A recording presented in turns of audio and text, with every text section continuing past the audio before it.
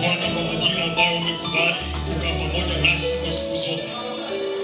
Asante kwa neema yako ya ajabu na nguvu yako na upako wako ulioko nao. Asante Mungu kwa kuwa una makusudi pamoja nasi. Asante Mungu kwa kuwa hujatuleta kwa bahati mbaya. Umetuleta Mungu ili utukamilishe. Umetuleta Mungu ili utufungue. Umetuleta Mungu ili utuhudumie. Umetuleta Mungu ili upandishe thamani za maisha yetu tena. Umetuleta Mungu ili ubadili majira yetu tena. Tupo jioni nyingine Mungu mahali hapa, tukitaka kuhudumiwa na wewe, tukitaka kukuona wewe, tukitaka kuziona nguvu zako, tukitaka kuona uwepo wako, tukitaka kuona wingu lako, tukitaka kuona Mungu ukituhudumia wazi wazi. Amen. Ninaomba tukae.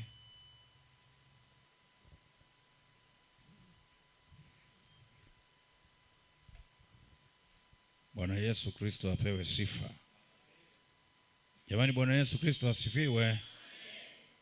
Tunamtukuza Mungu tena kwa ajili ya jioni ya leo, siku nyingine ambayo Mungu ametupa ya neema yake, siku ya pili. Na kichwa cha semina yetu kinatoka kwenye kitabu cha Matendo ya Mitume.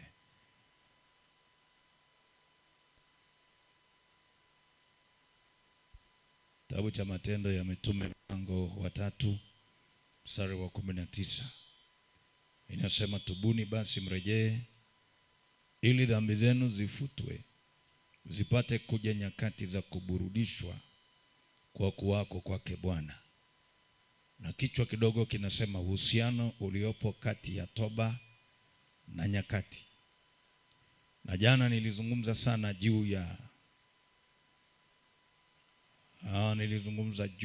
toba, na nikasema toba ni kugeuka, maamuzi, nia ya ndani, kugeuka. Jambo la pili nikasema kila jambo lolote limefungwa kwenye nyakati. Kama ni maisha, ni familia, imefungwa kwenye nyakati. Jambo la tatu nikasema kila nyakati zimebeba amri inayofanya wahusika watekeleze amri iliyowekwa kwenye nyakati. Kama ni mbaya au ni nzuri, inatekelezwa. Na tumegawanyika kwenye kutekeleza amri. Kama ni familia hazilingani, kama ni ukoo hazilingani, kama ni sharika hazilingani, kama ni wilaya hazilingani. Kila mmoja ana amri iliyowekwa juu yao ya kutekeleza. Na nikasema kwa ajili hii hata Yesu alipokuja, ili kwamba amri ziweze kutekeleza, kwa sababu mwanasheria mkuu anayenena ni damu, watu walichinja na damu zikawa zinakamata nafsi za watu na kuwaelekeza. Kwa hiyo walichinjiwa. Hebu sema walichinjiwa. Haya maneno nayapata kwenye Ufunuo mlango wa 5 mstari wa 9. Yesu alichinjwa ili kuondoa waliochinjiwa. Jamani, Bwana Yesu asifiwe.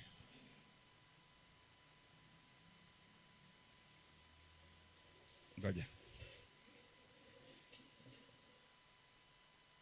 Yesu alichinjwa ili kuondoa waliochinjiwa.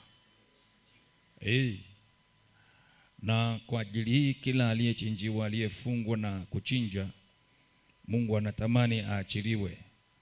Kwa wale ambao walikuwepo nikiweka msingi, walisikia nilivyozungumza juu ya waliochinjiwa.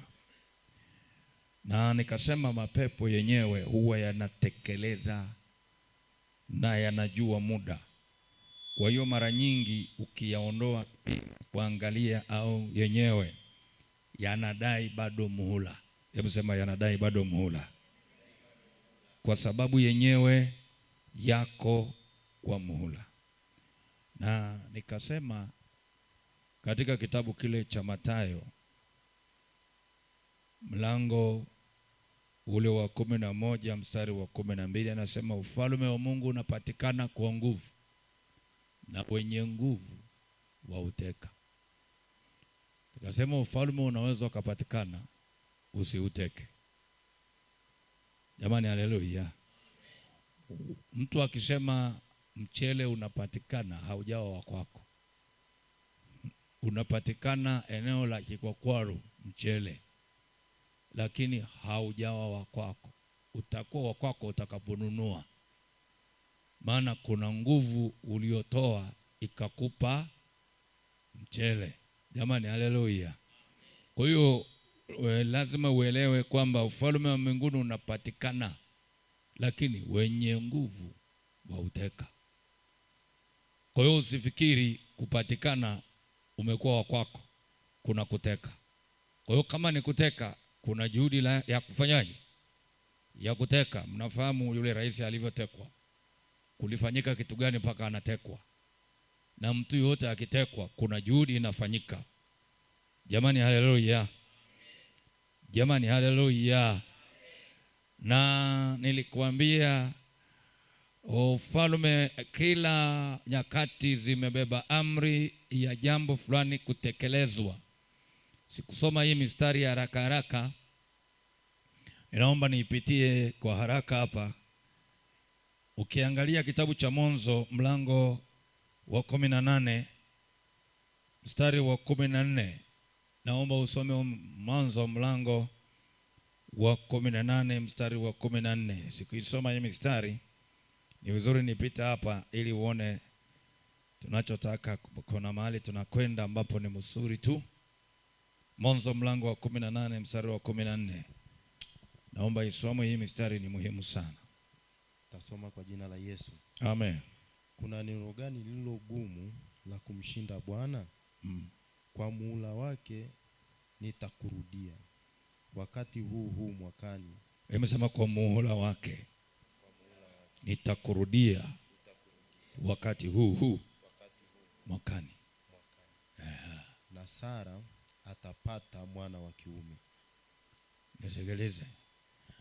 Sara kuna miezi 9 itachukuliwa baada ya neno kutamkwa. Tuko pamoja? Kwa hiyo zile nyakati zimebeba neno lililotamkwa. Kwa hiyo kuna kitu kimetamkwa kwenye hizo nyakati ambacho kipo kitatekelezeka mwakani. Kwa hiyo kwenye huo amri au kwenye hizo nyakati zimebeba amri ambayo itatekelezwa mwakani. Kwa hiyo chochote kitakachopita hapo katikati, kuna amri iliyowekwa kwenye hizo nyakati. Fungua pale Mwanzo 21 mstari wa 2. Mwanzo 21 mstari wa 2.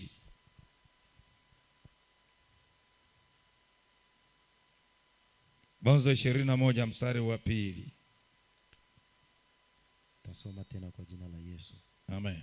Sara akapata mimba, akamzalia Ibrahimu mwana wa kiume katika uzee wake, kwa muhula alioambiwa na Mungu.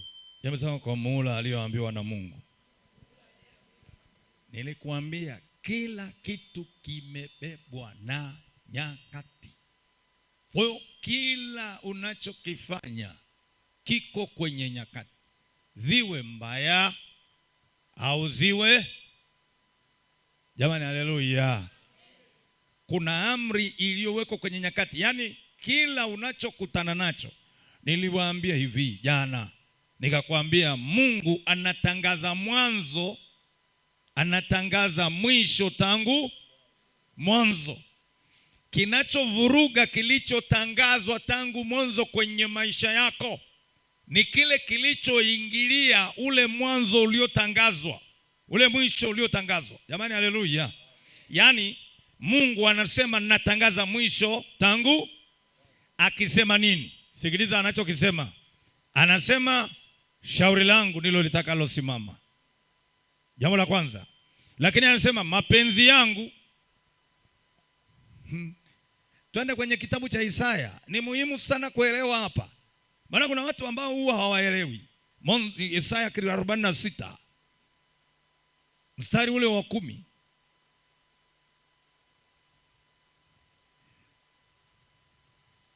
Ninaomba mstari usomwe tena. Ukisomwa tena utaelewa tu, hata kama ukuelewa jana.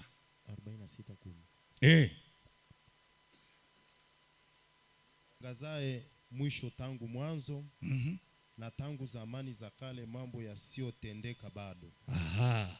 Nikisema shauri langu litasimama, nami nitatenda. Shauri langu litasimama au ndilo litakalosimama? Twende. Shauri langu litasimama. Litasimama. Nami nitatenda mapenzi yangu yote. Unasikia? Sikiliza. Ametangaza mwisho tangu. Kuna vitu ambavyo vinasimama kwenye tangazo lake. Cha kwanza, shauri langu ndilo litakalosimama. Cha pili, mapenzi yake. Sio mapenzi ya mtu mwingine. Ndio maana nisikilize vizuri. Wakati Yesu hajazaliwa, lilitokea tangazo tangu mwanzo kwamba atakuwa nani. Yeremia hajatungwa mimba, Mungu anatangaza tangu mwanzo atakuwa nani. Jamani, haleluya. Wapendwa, Bwana Yesu asifiwe. Samson mama yake na Samson Manoa anatangaza atakuwa nani. Kwa nini? Kwa sababu Mungu anatangaza mwanzo mambo ambayo hayajatendeka, lakini akilenga mambo mawili, ya kwamba shauri langu ndilo litakalosimama, mapenzi yangu ndiyo yatakayotendeka. Kwa hiyo anapotangaza mwanzo, amekwisha simamisha mapenzi, amekwisha simamisha shauri lake. Likiingiliwa, tumeruhusu kuingiliwa. Ngoja niseme hivi tu. Mungu alipomuumba mtu, kabla hajamuumba mtu, alishatengeneza uchumi wa mtu. Jamani, haleluya. Kwa alipotengeneza uchumi, ndipo akamleta mtu. Aliyevuruga uchumi wake sio Mungu. Aliyevuruga uchumi wake ni mwanadamu. Kwa hiyo Mungu alishatangaza tangu mwanzo, huyu mtu ana sura yangu, ana mfano wangu, atafanana na mimi. Lakini alipovuruga akaondolewa. Msema akaondolewa. Sema akaondolewa. Aliyebaki kwenye uchumi sio mwanadamu, ni yule aliyemuondoa, aliyemshawishi, akamweka nje. Kwa hiyo tangu mwanzo mwanadamu amewekwa nje ya uchumi na mpango Mungu alioupanga na makusudi aliyoyapanga na shauri aliloazimia juu ya mwanadamu. Wewe mwanadamu na anaishi kwenye maisha ambayo hayana mpango. Jamani, haleluya. Mwangalie mwenzako, mwambie una mpango. Kwa sababu gani? Alivurugwa. Mungu alipotangaza mwisho tangu mwanzo wa mwanadamu, Mungu aliweka mwisho, tangu mwanzo aliweka mwisho wa mwanadamu kwamba aishi kwenye bustani. Adamu na Shetani akamtoa nje. Mwanzo 3:24. Alifukuzwa, akawekwa nje ya mpango. Na kwa ajili hii mwanadamu anaishi nje ya nyakati, maana toba. Ndio Bwana anasema tubuni basi mrejee ili dhambi zenu zifutwe, zipate kuja nyakati. Yamesema nyakati za kufanyaje?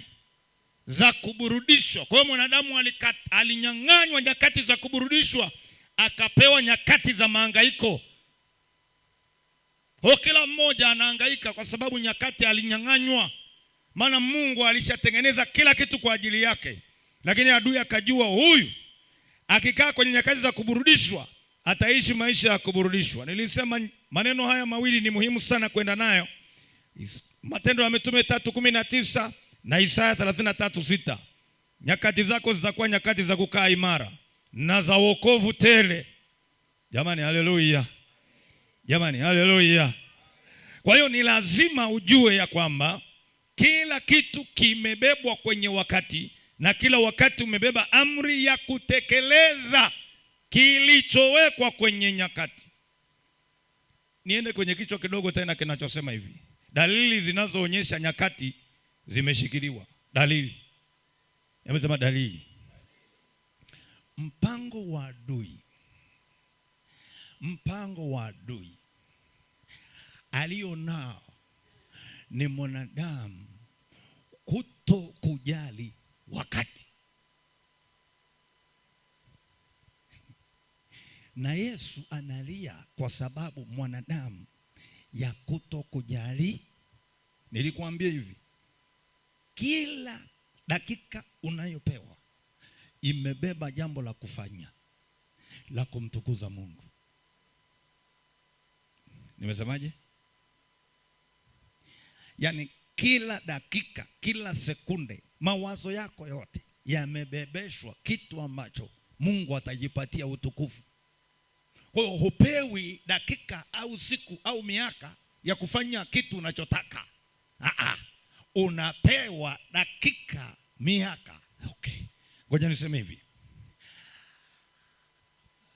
Kuna vitu vimeumbwa kutafuna unachotakiwa kuwa nacho.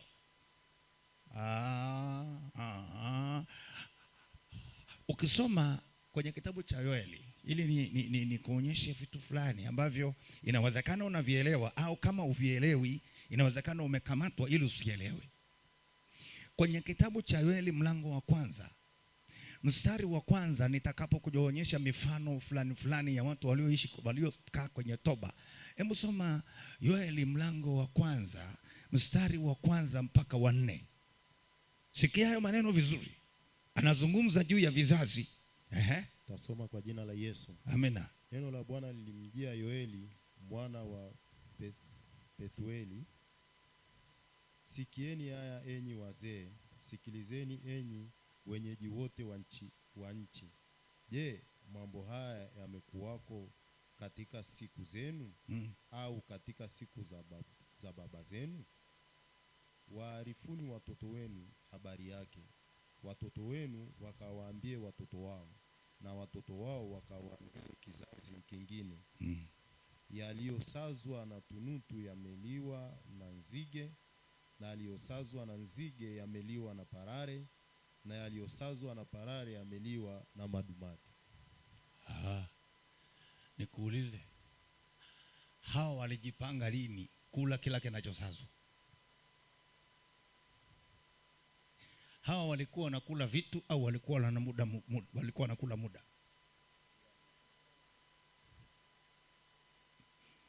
Hivi vimewekwa rasmi kuhakikisha kwamba kila unapowaza, ukiwaza tofauti na Mungu unaliwa. Kilichokuja kurudisha hapa hizi nyakati, ukisoma hapa kwenye mstari wa 9 na wa 10, unaona kitu ambacho kinafanyika. Ukisoma kuendelea mpaka na sadaka mpaka na nini kilizuiliwa. Lakini ukija kusoma sasa 25 mlango wa 2 mstari wa 25, anasema miaka iliyoliwa. Hasemi vitu vilivyoliwa, ila kila kilichosazwa kililiwa. Kila kilichoachwa na hiki kililiwa na hiki, kila kilichoachwa na hiki kililiwa na hiki, kila kilichoachwa na hiki kililiwa na hiki. Kwa nini kinakula? Ndio maana anaanza pale juu, watoto baba zenu walijua. Kwa hiyo kizazi kuna kitu kilikuwa kimeandaliwa kula, lakini hakilikuwa hakili vitu, kilikuwa kinakula miaka. Ndio maana wakiinuka wadudu wanasema wadudu waliinuka mwaka fulani. Sio kwamba waliinuka wadudu, walikuwa wanainuka kwa ajili ya kula nyakati. Sasa sikiliza, kwa nini nimesema hivi? Ukisoma, naanza dalili zinazoonyesha, dalili ambazo inayoonyesha ya kwamba nyakati zako zimeshikiliwa. Hakuna namna ambayo unaweza ukajali dakika yako moja, nimefanya nini, nimewaza nini. Kwa nini? Yesu anapokuja kwenye mji fulani anawalilia watu kwa sababu gani? Fungua kitabu cha Luka. Fungua kitabu cha Luka mlango wa 19 mstari wa 44. Adui anajua. Luka mlango wa 19 mstari ule wa 41 mpaka wa 44. Naomba usikilize haya maneno kwa makini sana. Tasoma kwa jina la Yesu. Amina.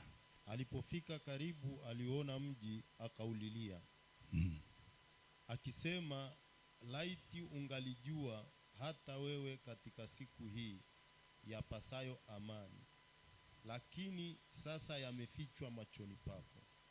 Kwa kuwa siku zitakuja, adui zako watakapokujengea boma likuzunguke, watakuzingira na kukuhusuru pande zote. Watakuangusha chini, wewe na watoto wako ndani yako, wasikuachie jiwe juu ya jiwe, kwa sababu hukutambua majira ya kujiliwa kwako. Mwangalie mwenzako sana. Mwombe kila dakika aliyoweka Mungu kwenye maisha yako.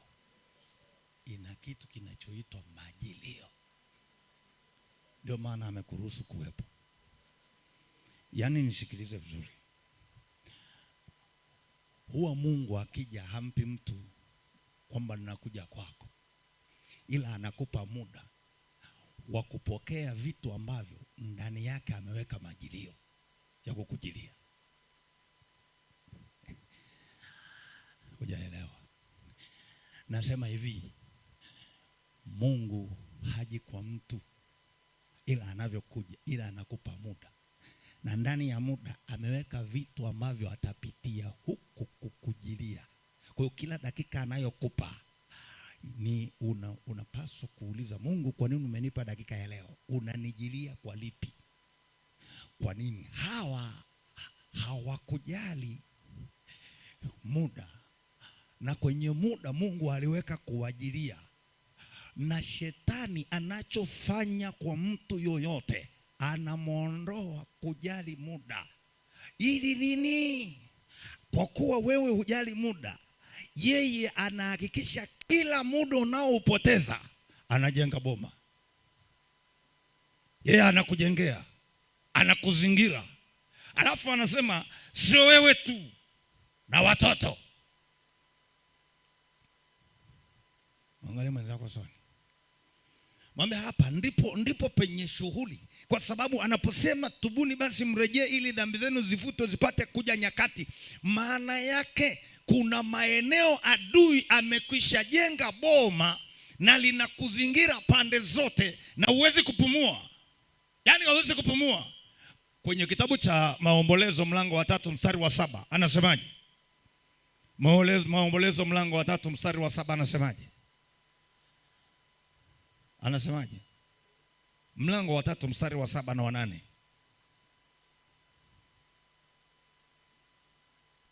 Tasoma kwa jina la Yesu. Amina. Amenizingira pande zote hata siwezi kutoka. Amenizingira pande. Alikuzingira lini? Na uliona akikuzingira?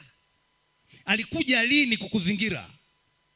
Nini kilichofanya kuzingire? Ni mahesabu gani alipiga? Alikuona jinsi ambavyo wewe hujali chochote kinachomhusu Mungu kwa muda wake, akatumia muda. Ndio maana Biblia inasema msimpe ibilisi nafasi ipi? Endelea. Ameufanya mnyororo wangu mzito. Amefanya mnyororo wangu kuwa mzito. Na nikilia na kuomba msaada, huyapinga maombi yangu. Nikilia na kuomba msaada, huyapinga maombi yangu. Kwenye Waefeso mlango ule wa 5 mstari wa 16 anasema ukomboeni wakati, kwa maana zamani hizi ni za uovu. Wakati ni wa kukombolewa, kwa sababu zamani zinatafuta wakati. Jamani, haleluya. Ndio maana mahali popote, sikiliza, Biblia inaposema tubuni basi mrejee dhambi zenu zifutwe zipate kuja nyakati, kuna nyakati zilizoamrishwa wewe kujiliwa. Kuna nyakati zimebeba kila cha Mungu anachotaka kije kwako, lakini kwa sababu hujali nyakati, adui kila ambacho Mungu amekiandaa kwa ajili ya maisha yako kilichobebwa kwenye nyakati, usipokifanya adui anaweka jiwe lake. Usipokifanya adui anaweka kitu chake. Usipokifanya, adui anaweka kitu chake. Kwa nini? Kila majira na kila kitu. Jamani, haleluya. Jamani, haleluya. Sasa kile kusudi lililobebeshwa kwenye nyakati, usipolifanya, adui hangoji kama unavyofikiri wewe. Kama ukipoteza dakika moja, adui hapotezi. Ndio maana wachawi wote, kama ni usiku, hawapotezi dakika, hawapotezi muda, hawapotezi sekunde ya kuonana. Kama wamesema ni saa moja wote wako hapo. Kama ni saa mbili wote wako hapo. Ili kufanya nini? Wanajua kila kitu kimebebeshwa kwenye wakati, na kila wakati umebeba kusudi, ila la adui au la Mungu, lakini kuna kusudi.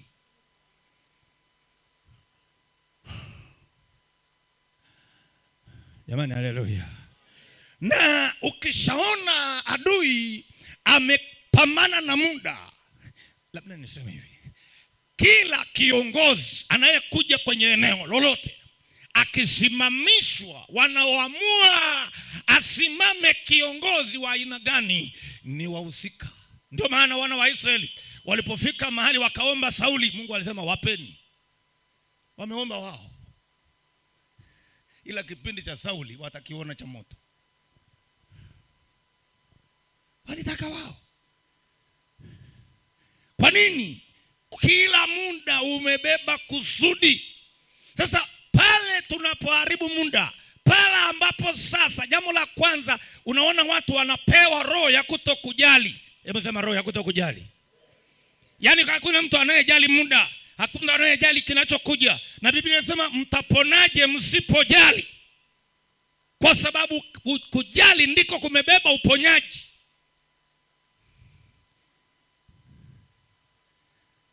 Unashangaa mtu hajali muda, hajali dakika, hajali jana, hajali saa ya Mungu, hajali kipindi cha Mungu, hajali namna. Yaani roho ya kutokujali inaondolewa. Sasa anasema kuna Yesu anafika kwenye mji, anawalilia.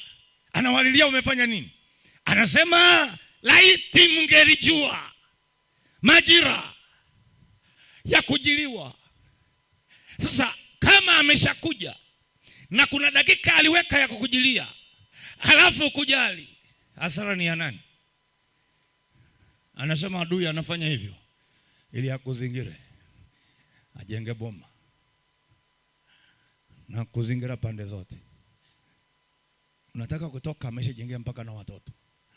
Angalia watoto wengi wanapenda ibada leo. Angalia familia nyingi, unaona wazee ndio wanakuja ibadani, vijana hawataki. Nani aliwazingira? Nani aliwafungia? Mungu na atusaidie. Mungu na atusaidie. Mungu na atusaidie. Mungu na atusaidie. Nimesema dalili ya kwanza ya kwamba nyakati zimeshikiliwa, hautajali. Lakini fahamu, kila unapoacha kujali muda wa dakika moja, adui alishajali, yeye ameshaweka kitu.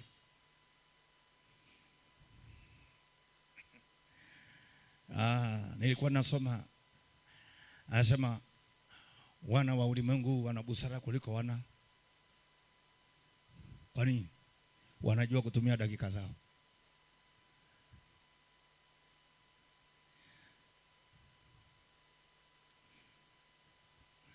Wangapi wako kwenye vikundi vya kukopa na kukopesha?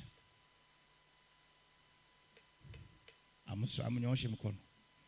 Angalia jinsi wanavyojali muda. Kawaite watu kwenye maombi, waambie njooni kwenye maombi kanisani. Wanakuja muda wanaotaka. Mpaka wakati mwingine tunaweka faini kwenye mambo yanayomhusu Mungu.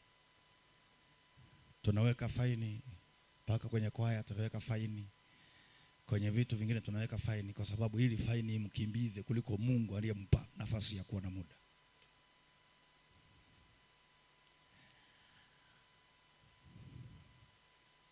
Na adui anafurahi kweli. Anafurahi sana.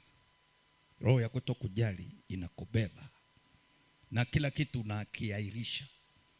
Unakuwa fundi wa kuairisha mambo na kusogeza. Ni kesho. Mwambie mwenzako ni kesho. Na kesho haijawahi kutokea. Bado kesho inaendelea kuwa kesho.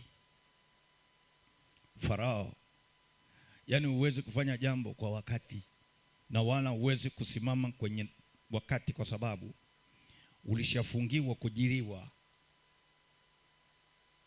Hivi mnanielewa? Ulishafungiwa kujiliwa. Wako watu ambao walikuwa wanaamka usiku kuomba, sasa hivi hawana muda. Mungu, unajua nikilala hivi unanisikia. Lakini fahamu hivi, adui wa kwanza wa roho yako ni nani? Adui wa kwanza wa roho yako ni nani? Hawaelewi. Fungua kitabu cha Warumi mlango wa 8. Warumi mlango wa 8, funga, soma mstari wa 5, wa 6 na wa 7 ili uelewe, maana watu wengine huwa hawaelewi. Warumi mlango wa 8 mstari wa 5 na wa 6 na wa 7. Kwa maana wale wafuatao mwili huyafikiri mambo ya mwili, bali wale wafuatao roho huyafikiri mambo ya roho. Kwa kuwa nia ya mwili ni mauti, bali nia ya roho ni uzima na amani. Kwa kuwa ile nia ya mwili ni uadui juu ya Mungu, kwa maana haitii sheria ya Mungu wala haiwezi kutii. Hebu sema nia ya mwili. Hebu sema nia ya mwili.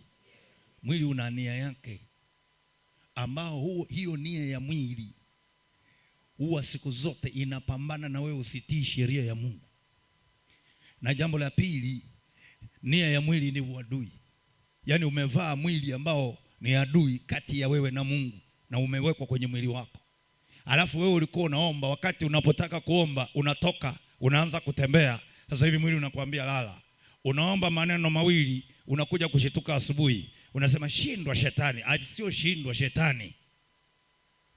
Hakuna shetani hapo, ni mwili, ni nia ya mwili. Ni nia ya mwili. Wewe umesikiliza mwili kuliko kumsikiliza Mungu.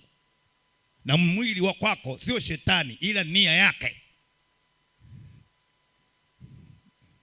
Hujaelewa? Mwambie mwenzako, nia ya mwili sio ya roho. Nia ya mwili. Mwili nia yake ilishaamua kwamba niko nyumbani kwangu. Na ukiulaza namna hii mwili unasema mimi nimeshafika. Kwa nini?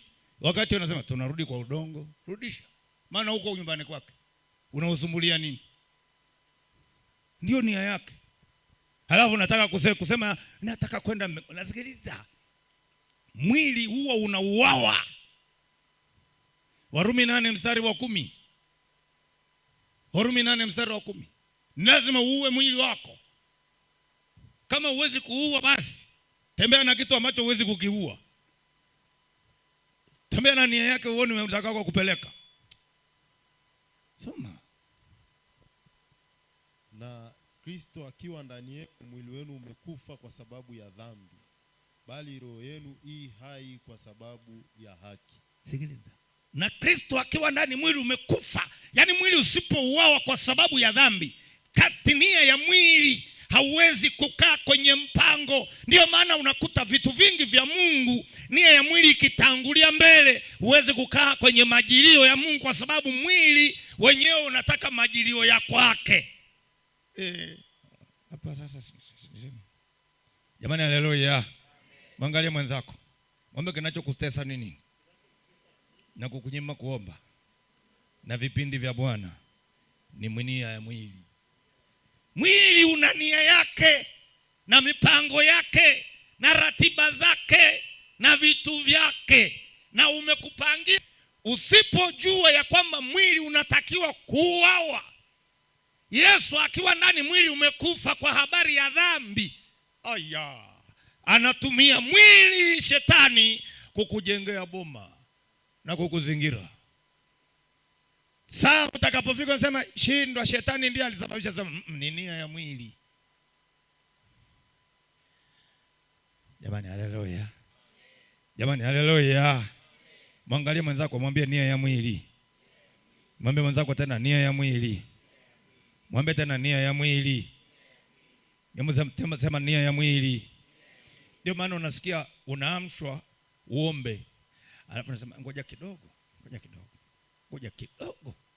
Na ngoja kidogo. Yaani nikifika saa fulani naamka.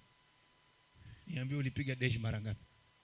ni asubuhi, alafu unaanza kusikia vibaya, unakemea. Sikiliza, saa ya kujiliwa iko, usipangie muda, maana anayekujilia ni Mungu anapokuamsha.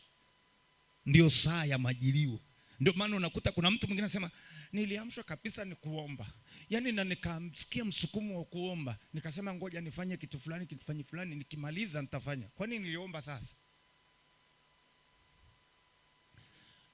Saa ya majilio inaweza ikawa mchana, ikawa kwenye kazi, ikawa chochote. Saa Mungu anataka kukujilia kwa sababu majira ni ya kwake. Acha kila kitu, msikiliza aliyeweka kila kitu. Acha kila kitu, msikiliza aliyeweka kila kitu. Maana Mungu anaangamiza kila kitu kukupata wewe. Lakini wewe huwezi kuacha kila kitu. Wewe unakimbilia kila kitu kikuangamize wewe. Mungu aliangamiza kila kitu kupatikana. Akisha kuja kwa majilio, acha kila kitu, kwa kuwa yeye ndiye mwenye kila kitu.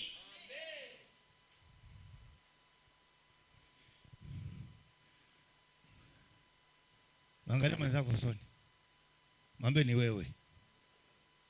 Basi usiseme naye zaidi. Kuna mwingine anaangalia mwenzake, nani yuko pale amesikia? Ni wewe. Jamani, haleluya.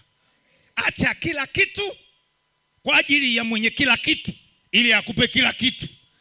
Usikimbilie vitu vitakavyokumaliza wewe.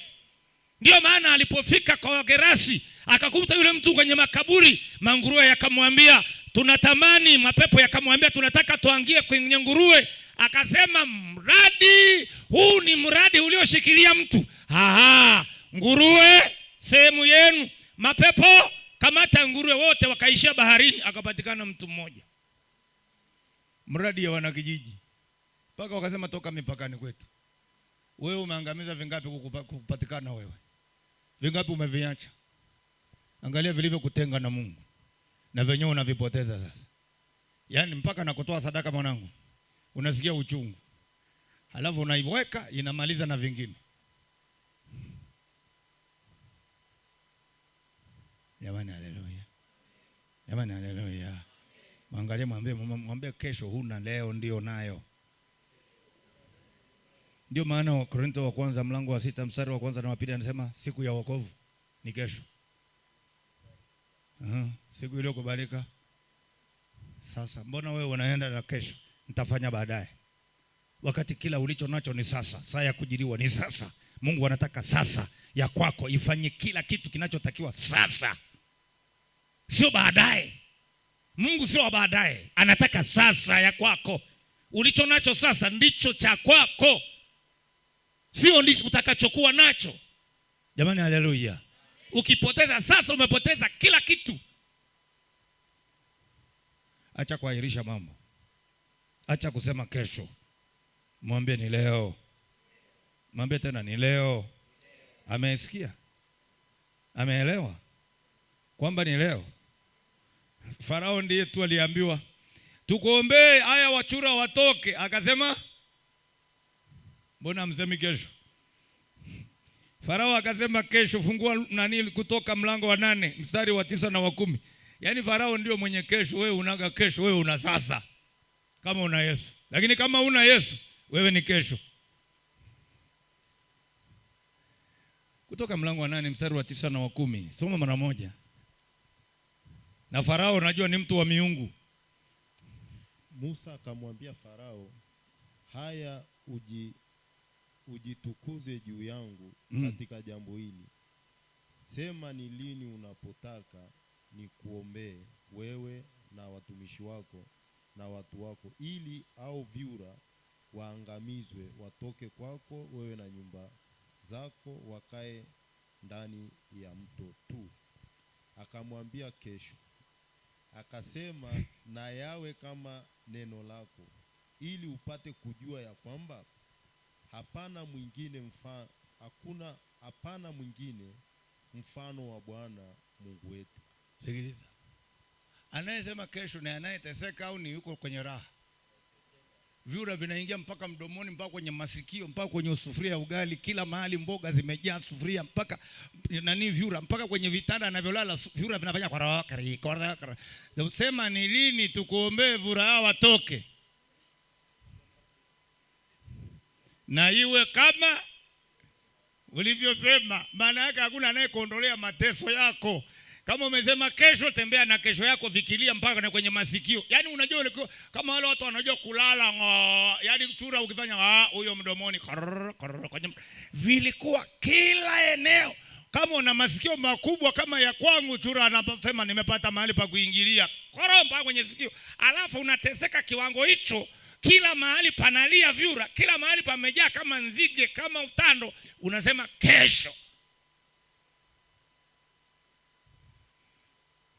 Kwani wewe hujawahi kwenda kwa mtu unamwambia sema tukuombee lini? Nafikiri ngoja nikafikirie. Naomba tu tuache kwanza. Okoka basi. Nafikiri tutaendelea tu kuwaza namna hii. Tunajua haya mambo mengine ni ghafla. Anateseka, yuko kwenye maumivu, lakini hakuna sana, haturuhusiwi kusema sasa, kesho. Angalia mwenzako, mwambie haya bwana, na kesho yako. Jambo la pili, dalili zinazoonyesha kwamba umeshikiliwa, inasema hivi: unakuwa na njia nyingi za kando zinazotumia uchumi wako bila matumizi. Nimesemaje?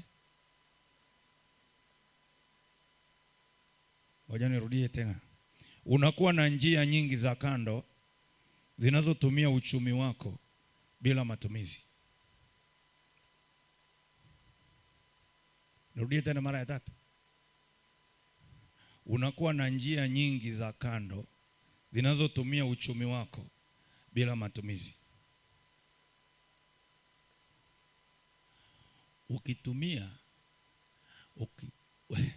Ukitumia kwenye matumizi, umetumia kwenye mpango uliopangwa. Nimesemaje?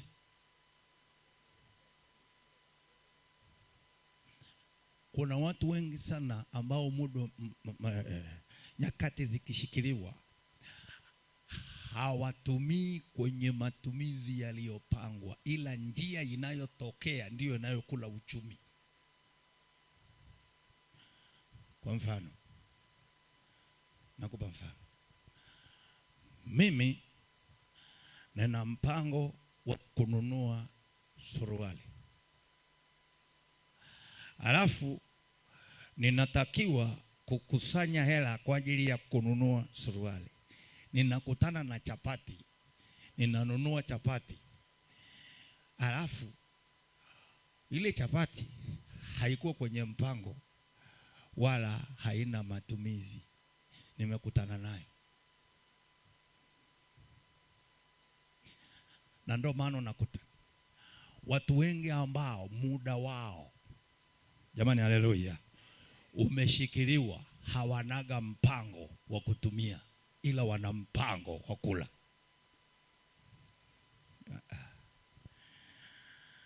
Jamani, haleluya. Kula sio mbaya. Mwambie mwenzako, kula sio mbaya.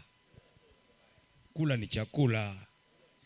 Lakini ninakuambia, kila nyumba, kila familia ambayo nyakati zao ziko vizuri, kila wanachofanya wanapanga, na kila wanachotumia kinaonekana kwenye matumizi kwamba kimetumika hivi. Nenda kaulize familia nyingi kama zina mpango wa matumizi. Na unakuta nyumba nyingine wanafanya wanavyotaka, huyo anafanya hivi, huyo anafanya hivi. Waulize, mlitumia kiasi gani mwaka huu na mmeishia wapi? Hakuna. Kwa nini? Nyakati. Na ukiwauliza mmefanya nini mwaka huu? Mmefanya nini? Nini kimefanya? Hauna. Kwa sababu na nyakati zako zikishikiliwa, maana yake unakuwa na njia nyingi za kando zinazotumia uchumi. Hebu sema njia nyingi za kando. Maana yake kuna njia ambayo ni ya sawa sawa iliyotengenezwa. Fungua kitabu cha Yeremia mlango ule wa 18 mstari wa 15 na 16.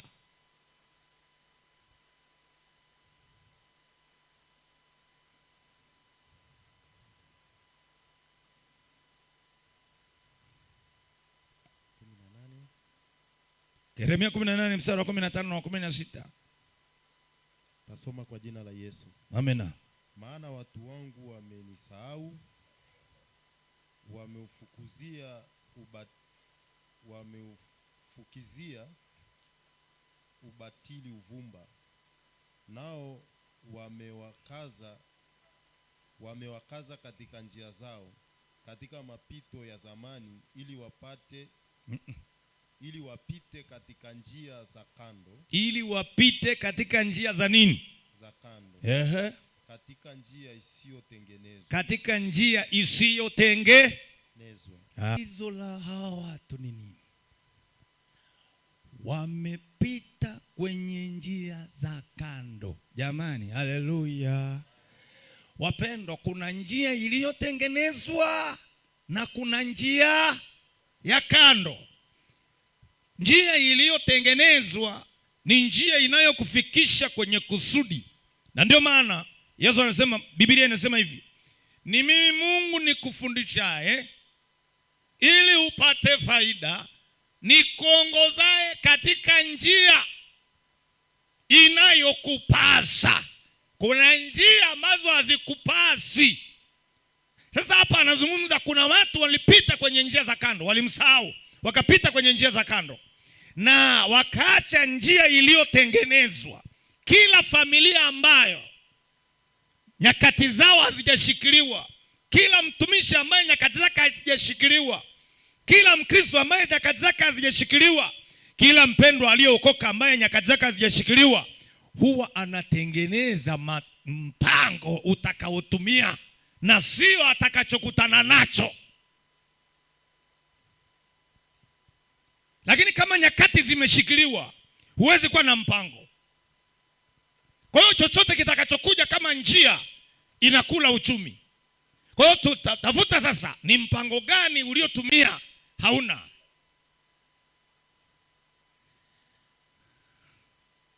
Kwa sababu kilichoshikiliwa ni nyakati. Muulize basi mwaka huu umefanya nini? Muulize tu. Muulize mwaka uliopita umefanya. Na kuna wamama ambao nyakati zikishikiliwa hata mume akikupa hela hivi, yani haikai. Muulize ile hela nilikupa juzi, hajui alichofanya. Kwa nini? Akikutana na hiki anatumia. Akikutana na hiki hakunatumia. Hakuna mpango wa kutumia. Kwa sababu ya nyakati zilizoshikiliwa. Alafu mnagombana kila siku. Sitakaa nikupe hela. Wewe ufai kukamata hela. Na wanaume ni hivyo hivyo wengine. Nyakati zikishikiliwa hauna mpango. Ukikutana na huyu, shika soda, kunywa soda. Ukikutana na hiki, haya unaachia. Alafu saa ya matumizi, mpango wa kutumia haupo. Kwa sababu hakuna kilichotengenezwa cha kutumia. Usharika hazi kadhalika. Mtaali kadhalika. Na huwa mara nyingi nasema, jamani haleluya. Jamani haleluya. Kwa mfano, unajua ngoja nikueleza hivi. Mpango wa makusanyo ukipishana na mpango wa matumizi inablock makusanyo. Inazuia makusanyo. Kwa mfano, mmeomba Mungu mkusanye hela mnunue chombo hiki cha sadaka. Hapa washarika tuombe Mungu tupate hela ya kununua chombo. Mkakusanya. Mlipokusanya hela ikaja, kukatokea kitu kingine cha pembeni ambacho kinahitaji hela. Mkachukua hela za chombo mlichomba, mkapeleka kwenye kile kilichotokea. Hamtaka mpate hela ya chombo tena. Kwa nini? Mliomba Mungu, upako kaleta chombo. Alafu ninyi mlipoona hela imekuja, mkaipeleka kwenye njia ambayo haina maombi. Ikapotelea huko. Njooni muombe Mungu sasa mnunue chombo. Mnaanza, mbona hela haipatikani? Mpango wa makusanyo umepishana na mpango wa matumizi. Kilicholeta ni kile mlichoomba. Ule mlikopeleka ni njia ya kando. Jamani haleluya. Jamani haleluya. Hali kadhalika kwenye familia. Kuna watu wanaomba Mungu awaletee kitu kwenye familia. Kilipokuja kwenye familia kwamba mnataka kununua labda kitu fulani, kilipofika ukatokea tatizo, mkasema unajua tuchukue ile hela tulio tukusanya ya nani tupeleke huko. Nenda katafuta hela ya kununua ya kupata hicho kitu ambacho ililetwa. Kwa sababu kuna upako unaleta kwa sababu ya maombi mliomba. Hata kama kumetokea nini, tafuteni ya hicho kilichotokea, sio kuchukua cha kilicholetwa na Mungu kwa ajili ya hiyo kazi. Ndio maana kuna vurugu kwenye sharika. Unakuta kuna kitu hiki, anasema jamani, mbona hiki tu, mbona hatununui?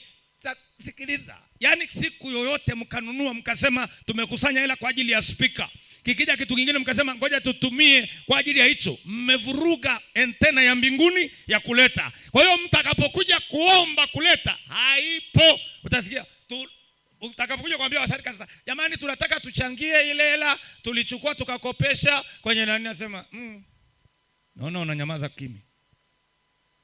Imesakatika kwa sababu mpango wa makusanyo umetofautiana na mpango wa matumizi wa makusanyo. Una block makusanyo. Jamani, haleluya. Mwangalie mwenzako sorry. Mwambie umeelewa, umesikia. Mwambie umeelewa, umesikia. Mwambie kuna njia ya kando na kuna njia iliyotengenezwa. Sasa unakuwa na njia za kando zinazotumia uchumi wako bila matumizi. Kwa sababu matumizi utayatolea mahesabu. Njia ya kando utaitolea wapi matumizi? Nani atakukagua kwenye njia ya kando? Nani atakwenda kukamata kwenye njia ya panya? Usikiage serikali inasema tumewakamata kwenye njia ya panya. Huko njia ya panya nani alikuwa anapita? Ni panya, ni mtu? Kwa hiyo panya warudi ndani au waende wapi? Hivi mnanielewa, mnanisikia? Jamani haleluya. Jamani haleluya. Acha kufukuza panya kwenye njia zao. Waache panya wakae kwenye njia zao na wewe kaa kwenye njia ya kwako. Naomba Mungu akusaidie sana. Sana tu uhakikishe unakomboa wakati wako kwa kuweka mpango utakaoonyesha nyakati zako umezitumiaje, siku yako umefanyaje. Unajua, ngoja nikueleze. Wangapi wanalipwa mshahara mwisho wa mwezi? Nyosha mkono, sikwambii leta. Nisikilize. Ule mshahara wa mwisho wa mwezi sio pesa unalipwa, ni muda wa siku 30. Yaani ni siku zako 30 unalipwa. Maana yake kama ukiharibu mshahara, umeharibu siku 30 ambazo hazitakaa zirudi. Na unajua kwa nini watu wengi hawataki kustaafu? Walishaharibu nyakati, hawakuweka mpango wa kustaafu. Ukiingia kazini unaweka mpango wa kustaafu siku ulipoingia. Sasa kwa sababu tunaishi bila mpango, ukifika kwenye kustaafu naambiwa umefika mwisho, sema jamani mmenipunguzia siku, na wengine wanasema na uongo. Shida sio kwamba hawajafikia umri, hawakuweka mpango. Njia za kando zilikula maisha.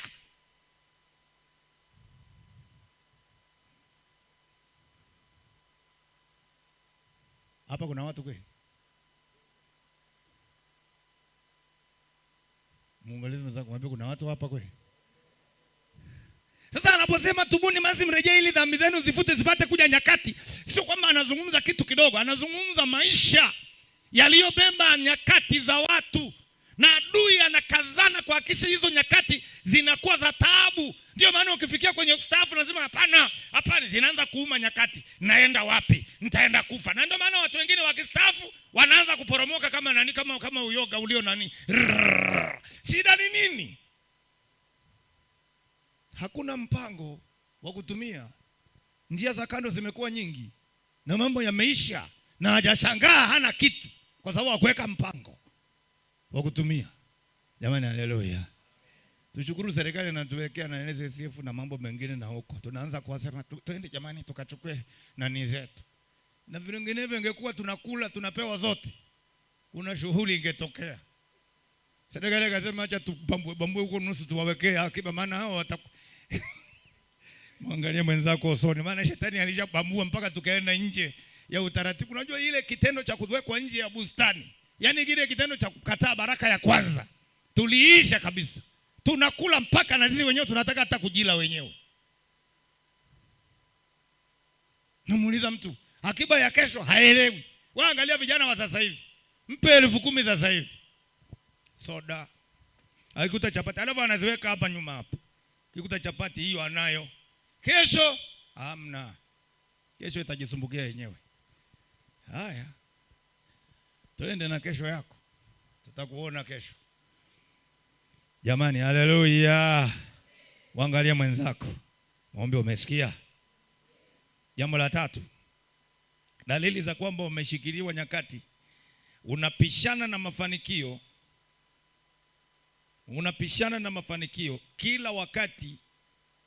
Unapishana na mafanikio kila wakati. Kwa sababu kila wakati umebeba mafanikio. Nimesemaje? Unapishana na mafanikio kila wakati. Kwa sababu kila wakati umebeba mafanikio. Tuseme wote. Unapishana na mafanikio kila wakati. Kwa sababu kila wakati umebeba yani wewe kama umeshikiliwa kila wakati unapishana na mafanikio.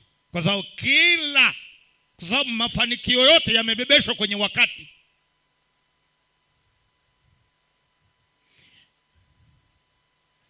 Ulishaona mtu ambaye ana ndani kuna kuja kitu kinamwambia weka kibanda hapa cha matunda. Yaani anasikia kabisa na pesa anayo. Haweki. Anasema hebu ngoja hichi kitu hebu nitafanya mwezi ujao. Hajamaliza mwezi anakuta mwingine ameshaweka kibanda. Nisikilize. Ule wakati uliposikia ulikuwa umebeba kufanikiwa kwako. Ulipoacha kufanya kwa wakati ulipishana na wakati uliobeba mafanikio.